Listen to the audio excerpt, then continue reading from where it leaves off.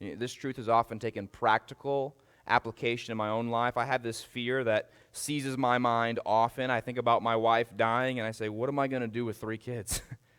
How am I going to raise them? How am I going to make it? Some of you made eye contact with me. You have similar thoughts. You've got similar thoughts. And I think every time we're watching the television and we see a commercial for St. Jude and we think, what would I do if my child was in that circumstance? We hear about a shooting or a robbery and we think, what if that was me? What if they came to my house? But I learned a truth a few years ago that's really helped me out. These sort of anxious thoughts and hypothetical circumstances we come up with, they're often sinful and displeasing to the Lord. You see, the fear that these create within you often leads to unbiblical solutions if you don't bring them back to God. If I start thinking about my wife dying, how tempted I am to start fantasizing about, well, who would I marry next? And then the devil has me down a trajectory that's not good for my spiritual life or my marriage.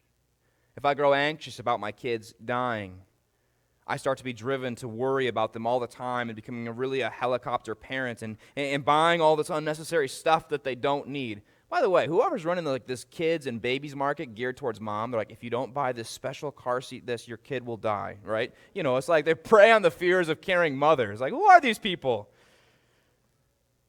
It can all cause an emotional barrier between me and my child. If I'm so worried about what might happen, I start protecting my own emotions.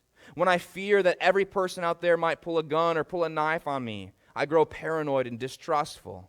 I refrain from kindness and hospitality. And here's how you have victory over all these fears that grip our mind. You fear not.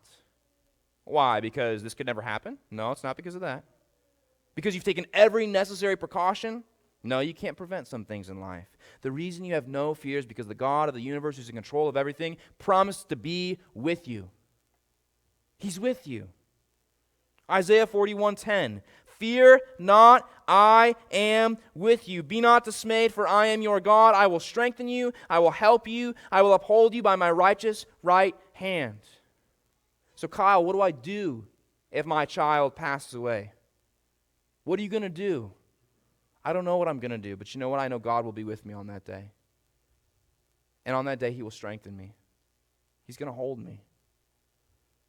What am I going to do if the government separates me from my family through persecution? I don't know what I'm going to do, but I know this. The God who created me and loves me and saved me will watch over my family, and He will watch over me. No fear, brothers and sisters.